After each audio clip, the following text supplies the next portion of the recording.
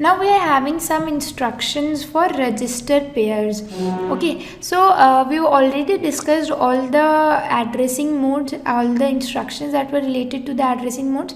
Now we're taking some instructions separately because there are some instructions which are being performed on register pairs, some instructions on stacks, and some miscellaneous instructions. So we're taking them all separately, and because if you try to write an ALP, assembly language program, you're going to need them in all of them. So we're taking them separately. Firstly, we're going to look on instructions on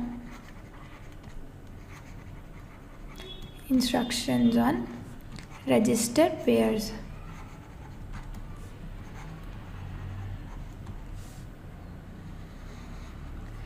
We're going to look at instructions on register pairs. So basically we are having BC register pair, DE register pair, HL register pair. Other than this, sometimes we are also using accumulator along with the flags. We are treating this as a register pair. We are treating this accumulator along with flags as a register pair known as PSW, program status word. Fine, so we are also treating this as a register pair only. Okay, so we've already seen some instruction register pair like LXI RP. We're going to see some more of them. So first instruction that we are going to see is LDAX RP, load accumulator with the given register pair. So what happens in this instruction is accumulator is going to be loaded with some data from the memory, address of which is going to be pointed by the register pair. It would be better if we see this through an example. Suppose we've given LDAXB. Suppose this is the given instruction, and the BC pair was containing 3070. So what is going to happen is in the memory,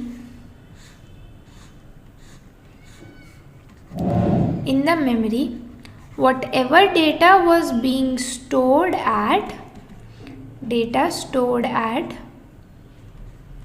memory location 3070, accumulator is going to be loaded with that data. Accumulator is going to be loaded with this data. So what is happening is this is actually loading some data from memory only, but the address of the memory is going to be given by the register pair in the instruction. So here only they're allowing only BC register pair and DE register pair. See, if this instruction was also valid, this would have been copying of this instruction. See, this instruction is doing the same thing. MOV A, MS load something from memory, address of which is pointed by HL pair. Now again, making this instruction was not a sensible step. LDAX and MOV A, M are performing the same task. So we are not considering this instruction.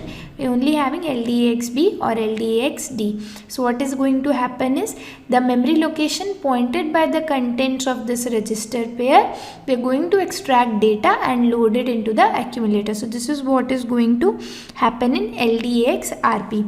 So this is going to be a fine. So this is also an instruction of indirect addressing mode only. Indirectly you are extracting the address of the data from some location, some registers. So this is the instruction of indirect addressing mode, and size of the instruction is going to be 1 byte. Then it is going to have 2 machine cycles, which are opcode fetch and then memory read. Opcode fetch, and then you go to the memory and read the data. So opcode fetch and memory read. So this is about LDAX instruction.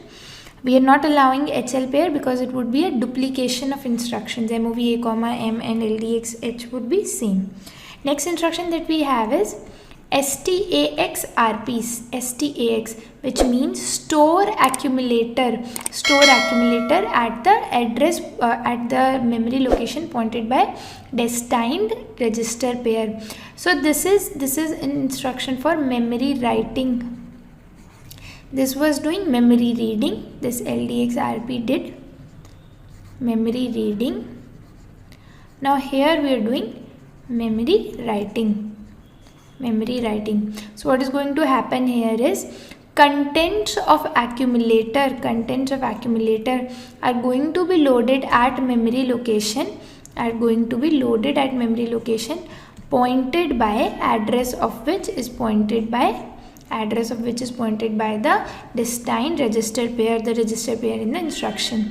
Here also only BC and DE register pairs are allowed because MOV M, A and STAXH would be same. What is this instruction do is, it's storing the contents of accumulator at the memory location, address of which is pointed by HL pair. This instruction would also have done the same, so we are not using this instruction. This would be instruction duplication. So we are only allowing BC and DE register pairs, right? Okay, so address of this would be size of this instruction is going to be 1 byte, and it's also going to have 2 machine cycles, opcode fetch, memory write, opcode fetch and memory write. Fine. So this is going to be a 70 states long instruction. Fine. Now we are going to look at an instruction on register pair, which is INX RP. So what happens in this instruction is contents of the register pair are going to increase by 1. We have already seen an instruction. We looked at an instruction INR, which was what it was doing is it was increasing the contents of the destined register by 1. What is this instruction going to do is, this is going to increase the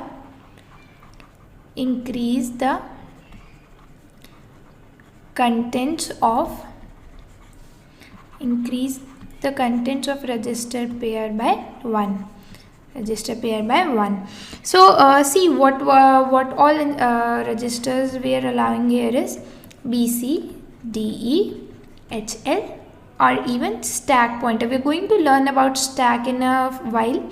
So right now you can just remember that this instruction can be used for BC pair, DE pair, HL pair and SP, stack pointer. SP can also be increased using this instruction.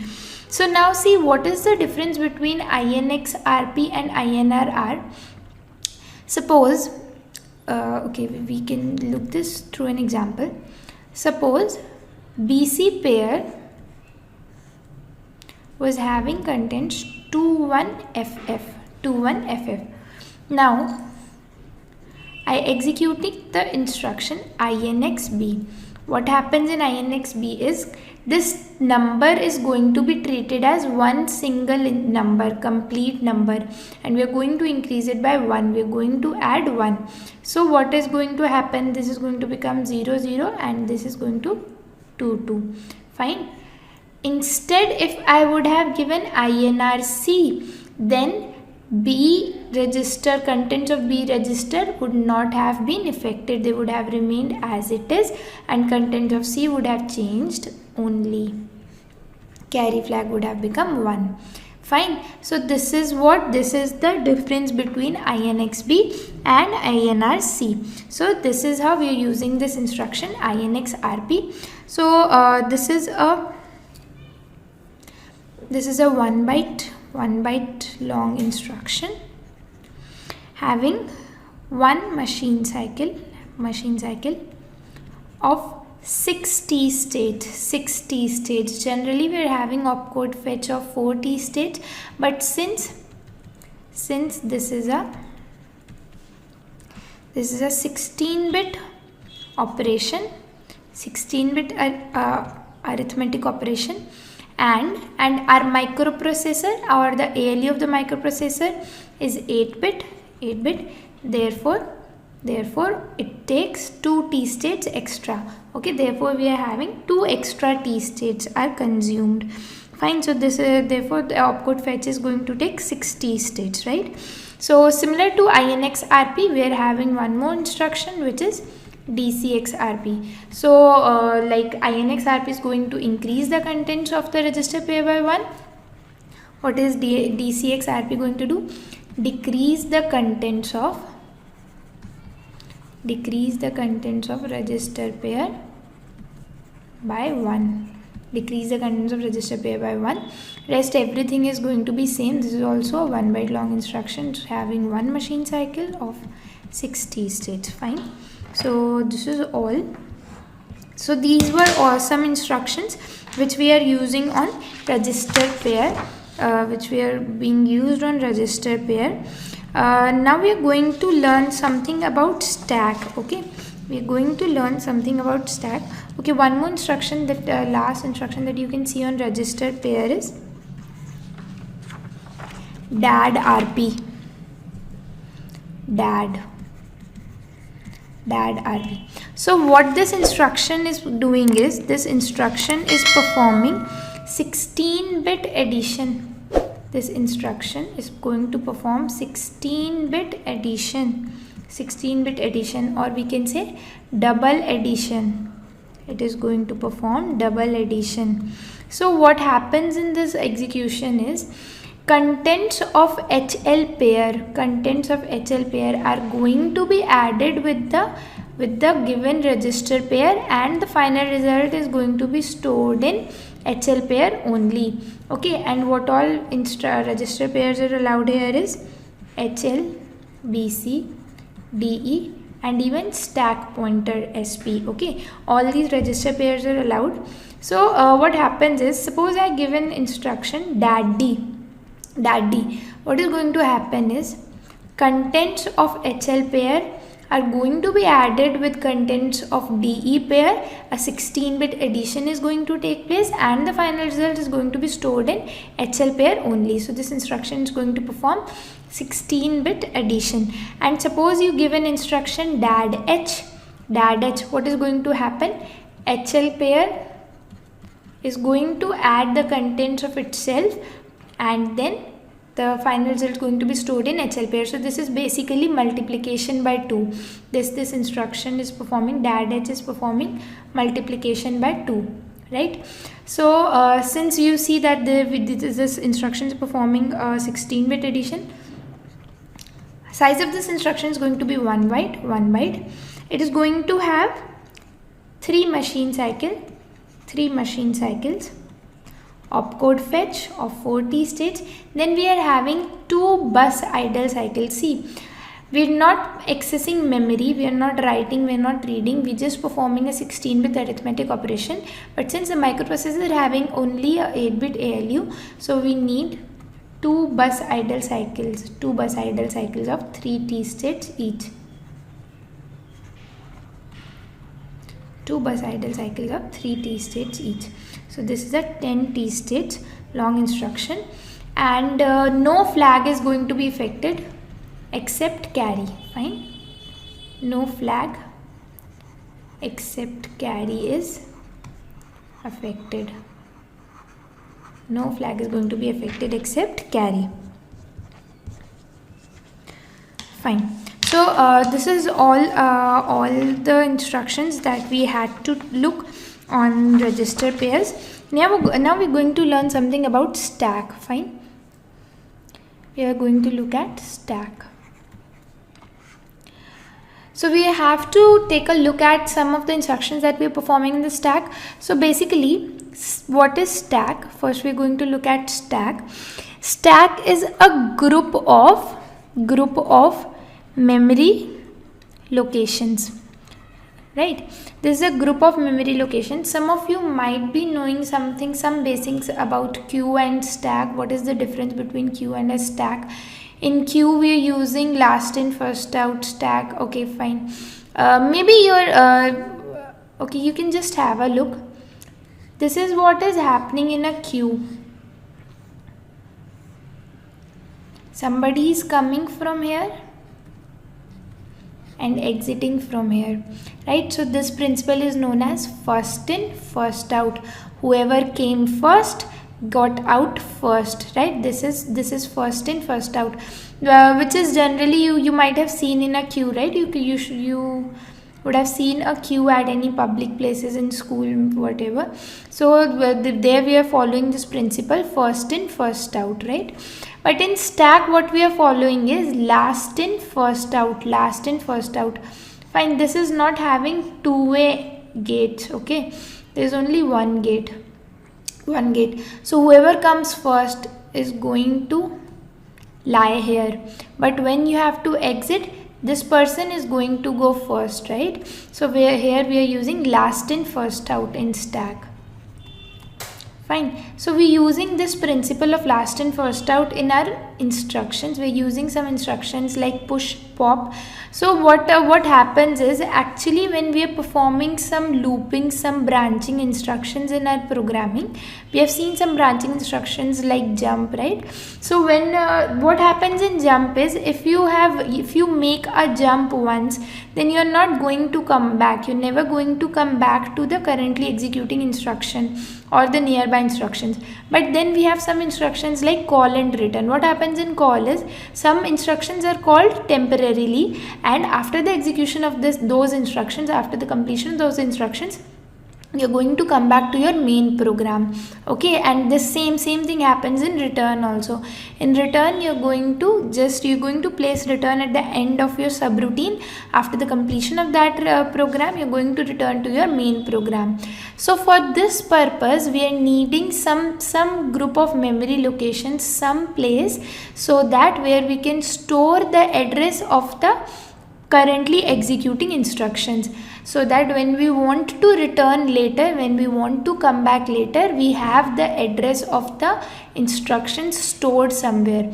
For that purpose, we are using stack in 8085. So we are going to look at some of the instructions that we are performing on stack. So one thing that you should take care is, maybe just note this. Whenever you are doing some programming, whenever you are going to use stack in your program, you always have to initialize stack. For this purpose, you are having an instruction LXI SP, and you give some 16-bit address. Fine, so you are going to initialize stack. Always initialize stack before using it. Okay, so what is happening in stack is, in stack we are having a stack pointer. What does this stack pointer do is, this is going to tell you the currently how many positions in this stack are empty. This stack pointer, what it does is, it is going to push the data inside the stack. When the data is there, then it is going to point the next empty location, okay? Currently empty location where you can put data. So you have to initialize the stack pointer. You have to tell the stack pointer where empty locations are located. So always initialize stack before programming. So first instruction that we are going to look here is push RP, push register pair, okay? And in this instruction we are allowing BC pair, DE pair, HL pair, even PSW is allowed, okay? So see, we can perform some operations, some instructions. Suppose you are required to add some register C with the status of flags. You can do those operations, those programs using these instructions, because they can do some operation with the flag register. Push RP can do some operation with the flag register. We are going to look at programming a little bit. So for now, what you can remember is, in push RP, BC, DE, HL and PSW, all these registers are allowed. What is going to happen in push operation is, basically what it is going to do. Okay, let us look at it with an example. Suppose I am giving an instruction push B, and BC was holding the value. These were the contents of BC pair. I have initialized stack. I had initialized stack, suppose at 8000 memory location. So now what is going to happen is this stack pointer is going to decrease by 1, push my data at this location, again decrease by 1 and push the remaining data at this location. This is how push B is going to work. Okay, so I already told you this is following the operation of last in first out. So I've pushed 25 at last. This is going to come out first. When I am going to pop my data back, this is going to come first, be loaded in B, and then 36 is going to come and it will be loaded in C. So why are we actually decreasing this address before pushing? See, we cannot initialize. When we are initializing the stack, we are giving this as a empty memory location, right? This is an empty memory location. If you do not decrease the data and push, when you are going to pop the data, you're going to face some problems. Okay, so what is the basic operation that are being executed? Decrease SP, push, again decrease SP, push. So this is what we are doing. This is what is happening in push instruction. Fine, this is how we are doing this instruction. So this is a 1 byte long instruction, and having 3 machine cycles. Opcode fetch. See, along with opcode fetch, we are doing decrease SP, which is going to take 2 T states. So first decrease SP. Then we are doing memory write. Along with this, second decrease SP is going to take place. And then again we are doing memory write. So this is a 12 T states long instruction and a 1 byte, and size is 1 byte. So this is how push RP is going to work. Okay, this is how push RP is working. Now if I want my data back, suppose I want my data back, then I am using an instruction pop RP. Pop RP is exactly the opposite of push. We pushed some data into the stack. Now we want the data back. So what happens in pop RP is pop the data, increase SP, again pop the data, and then increase SP and leave. Fine, pop the data, increase SP, pop the data, increase SP. Okay, so similar to push only, as we had stored 36 and 25. So what is going to happen? This data is going to come first, stored in B register, and then this data is going to come and store in C register. Okay, this is how pop is working. This is also a 1 byte long instruction, and having 3 machine cycles. Opcode fetch, memory read, along with this increase SP is going to take place, again memory read, along with this increase SP. So this is a 10 T states long instruction, 10 T states. So this is how push and pop are going to work. Push and pop are working. Fine. Now we are having some instructions which are very important in programming point of view, which are call and return. See, difference between call and jump is, I have already told you, in jump you are never going to come back to the main program. Once you find the condition true, or if in case of unconditional jump, once you have reached the destined address, the given address, once you have made the jump, then you're just going to perform the instructions after that on that memory location. But what happens in call is like calling a guest. Okay, you're just going to somebody's place for some time, do some course there, perform some errands, and come back to your home. So after call, you need to come back to the main programming. Fine, so which is why we need to preserve the address where we want to come back. If you want to come back to your home, you need the address of your home, you need to memorize it.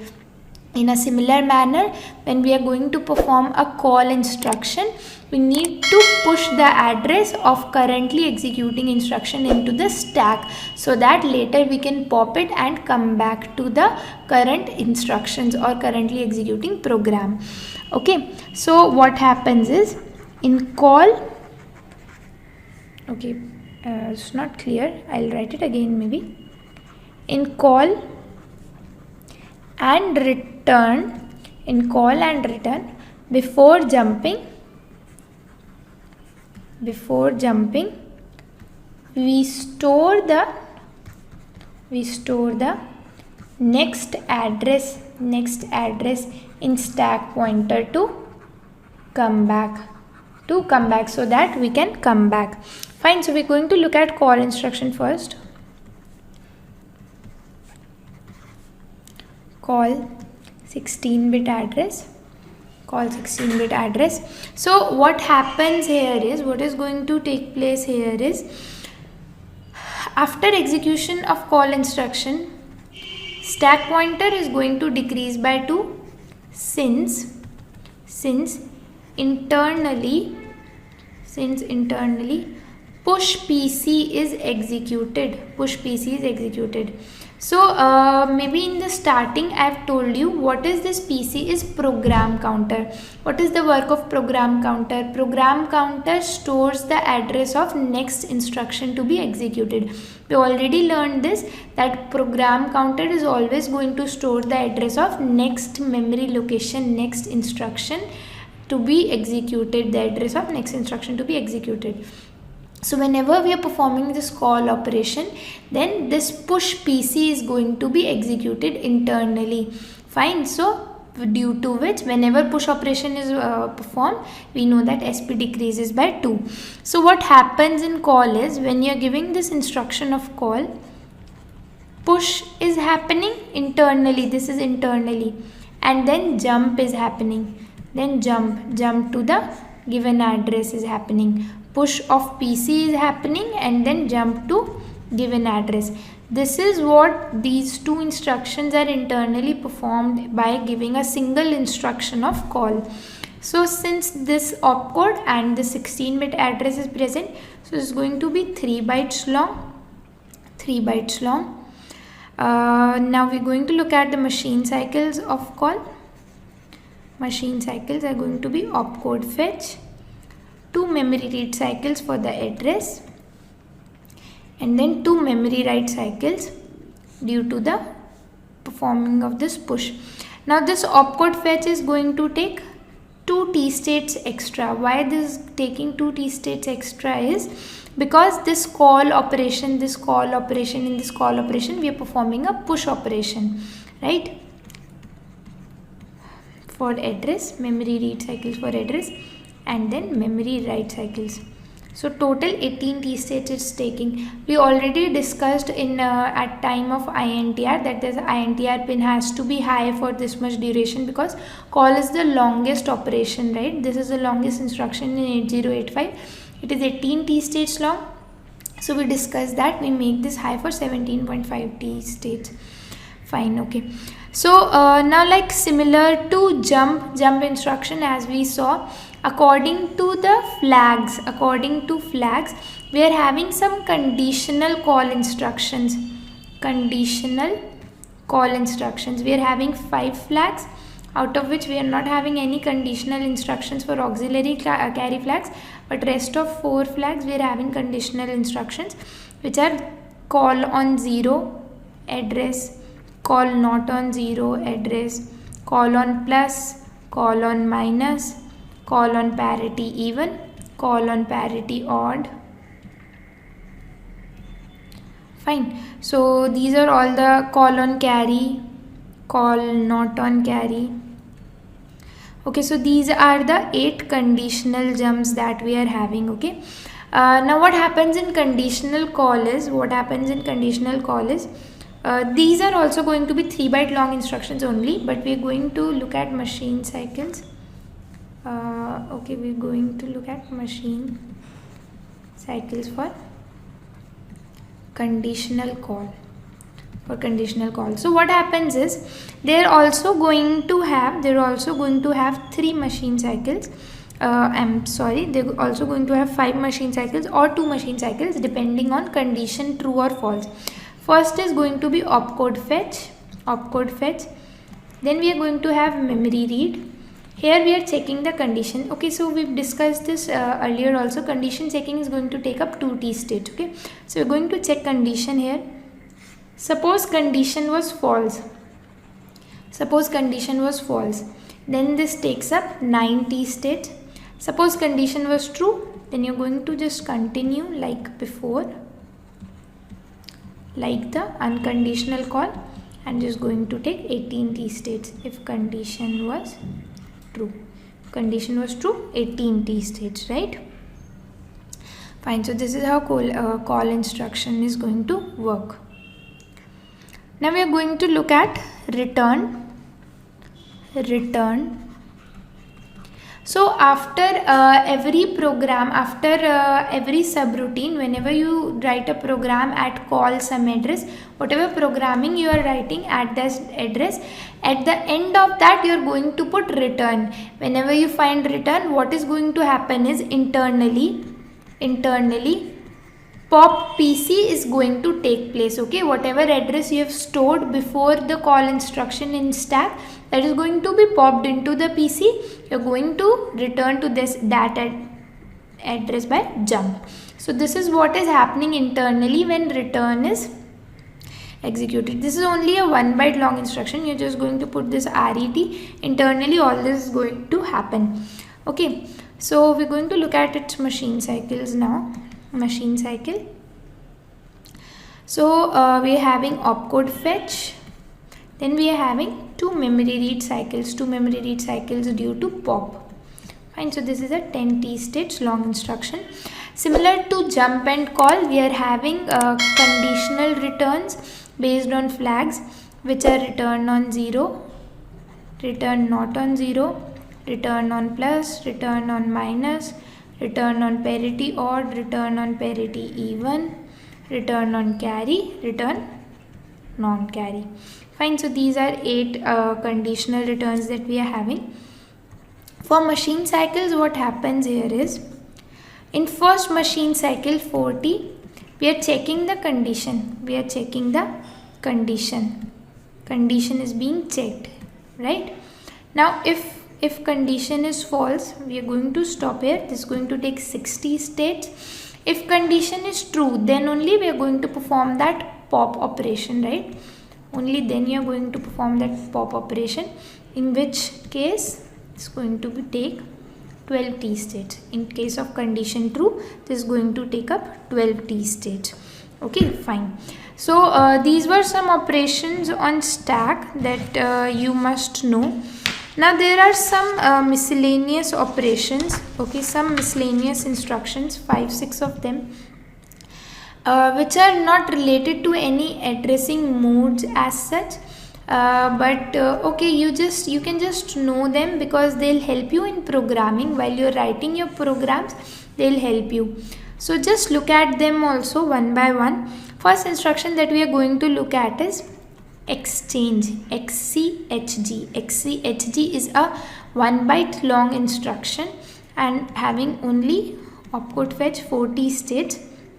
What happens is, what is this instruction doing is, it is just swapping, just going to exchange the contents of DE and HL pair. Okay, this is just going to interchange the contents of DE and HL pair using temporary registers. Using some temporary registers, it is just going to interchange, just swap the contents of DE and HL pair. Okay, next instruction that we can look here is PCHL. This is actually a 1 byte jump. Okay, this is a 1 byte jump. What happens is, PC is going to be loaded with the contents of HL pair. Okay, you just give this instruction, then you're going to directly reach the address pointed by HL pair. Okay, so this is a 1 byte jump. PC is going to be loaded with HL pair. PC means program counter. Program counter, whatever value program counter is going to hold, we are going to go to that memory location program. Okay, so this is taking 4 t states plus 2 t states because we are doing some operation with PC. So this is taking 2 t states extra. Fine, so this is 6 t states long instruction. Next instruction that you can see is SPHL. SPHL, what happens here is SP is loaded with the SP is stack pointer. Okay, do not confuse between contents of stack and stack pointer. We've seen an instruction in the starting which was LXI SP to initialize stack. This is another way to initialize stack. This is one more way using which you can just initialize stack. Okay, SP will be loaded with the contents of HL pair. So this is also going to be 1 byte and only opcode fetch 4t plus 2t because we are operating with stack pointer here. Okay, because we are operating with stack pointer here, so we are just having 2 t states extra. Next instruction that you can see is DAA, which is decimal accumulator adjust. This is an interesting instruction. What this is doing is, see, whatever operations we are performing, whatever arithmetic operations we are doing in this microprocessor are all binary operations. We are performing according to binary rules, or maybe in 805 according to hexadecimal rules. What is this instruction DAA is doing is, after you perform some arithmetic operation, this is going to perform the operation like decimal addition, like the result you're going to get is going according to decimal addition. Okay, we're just going to see an example. Anyways, this is a 1 byte instruction. This is a 1 byte instruction and having only opcode fetch. We're going to look at it with an example. This is used for, going to use this for decimal addition. So what is going to happen is, basically, suppose contents of A were 7.1, contents of B were 6.2. We have given an instruction add B. What happens in add B is,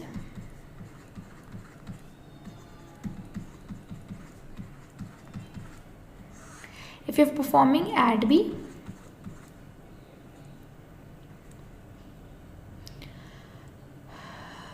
okay, I made a mistake, I think.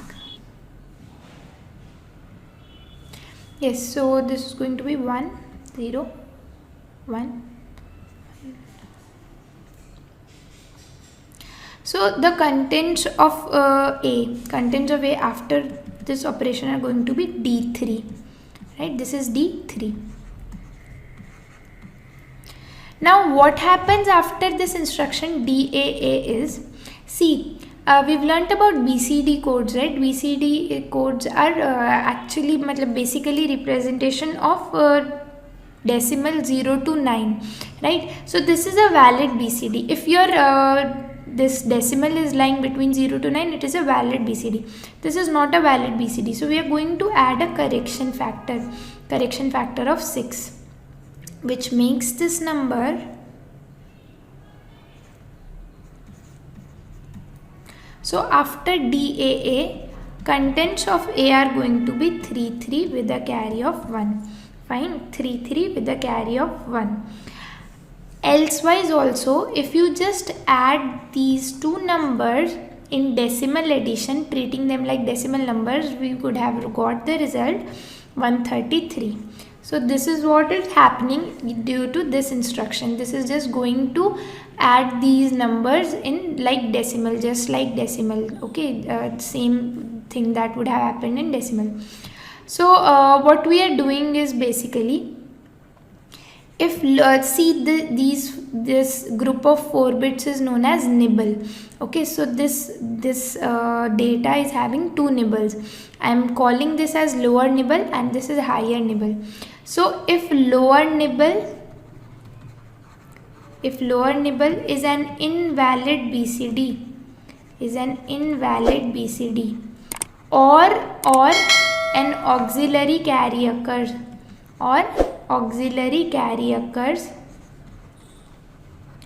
we add correction factor of 6, correction factor to the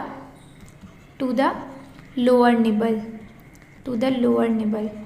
okay, for performing of this instruction DAA. Similarly, if higher nibble is invalid BCD, or a carry occurs, then we are going to add correction factor to the higher nibble, okay. So this is what this DA is going to do. We are using this for performing decimal like addition. So you've seen this, like invalid BCD means if LSB, lower nibble, is greater than 9 or higher nibble is greater than 9, that is known as an invalid BCD. So we are going to add a correction factor of 6 if there is an auxiliary carry or the lower nibble is an invalid BCD, and we are going to add the correction factor to the higher nibble if a carry occurs or if the higher nibble is greater than 9. Okay, so this is one instruction that you can just remember. Next instruction that we are going to see is XTHL. XTHL. What this instruction is doing is exchange HL with top of stack. Exchange HL with top of stack. Okay, this is also an exchange instruction, exchange operation. Now what you can just remember here is contents of stack are going to change. Okay, contents of stack change. SP is not affected. Okay, we are not doing any operation with stack pointer here. Only the contents of the stack, okay, the top of the stack, what the stack is containing is going to be exchanged with HL, okay, the contents of HL. Now this is a 1 byte long instruction, and machine cycles, we are having an opcode fetch, then we are having 2 memory read cycles and 2 memory write cycles, 2 memory write cycles. Now this exchange is going to take place using temporary registers. Okay, you're going to put the data in temporary registers and then you're going to exchange the data. This is what is happening in XTHL. Next instruction that we are going to look at is, okay, this is NOP. NOP is no operation. So this instruction is literally not going to do anything. This is not going to perform any operation. We are just using this instruction to produce delay. Okay, if you require some delay, so then we are using NOP. This is having 4 T states, so this can provide you with a delay of 4 T states, just that. Okay, NOP is performing no operation. Then we can look at an instruction that we are using in each program, halt. So this is we are placing this HLT, halt, at the end of every program. So what this is doing is this is a 1 byte long instruction. Okay, machine cycles that it is having is opcode fetch and halt acknowledgement or more. Okay, so it can have these 2 machine cycles, or maybe sometimes it's going to have more machine cycles also, and it is going to take 5 T states or more. Okay, this is placed at the end of the program. This signifies the end of the program. So this is having 2 machine cycles, or maybe it can have more also. Fine. Then we are having some instructions on input output devices, instructions on IO devices. We discussed them in interfacing, but we're going to look that again. We had instructions in comma 8-bit address. I'm talking about IO mapped IO. In memory mapped IO, we are just treating IO devices like memory locations only, and we are using the normal instructions that we are using to access memory or write memory or read memory. Okay, if you are using IO mapped IO, that is you are giving them 8-bit addresses, then you are using these 2 instructions. This is in comma 8-bit address is used to input some data. Okay, after giving this instruction, what is going to happen is whatever device that you have connected at this 8-bit address, whatever data is present with that device, that is going to come in the accumulator. So this is a 2-byte long instruction, and having 3 machine cycles. Opcode fetch, then 1 memory read for the data, and one IO read. One IO read for the data that you want to input. Similar to this, we are having out. Out is used for outputting some data. When you want to output some data.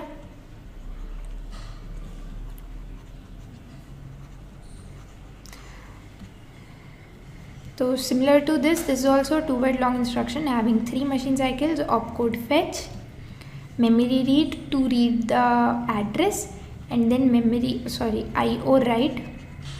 Then we are having IO write. Fine, IO write.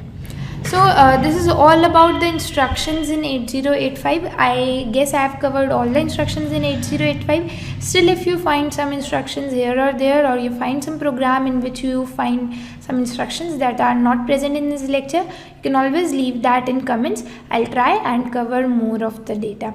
Any topic that you feel that you've not understood very well, or you think you need a re-lecture, or some doubts, you can always leave in comments. Thank you.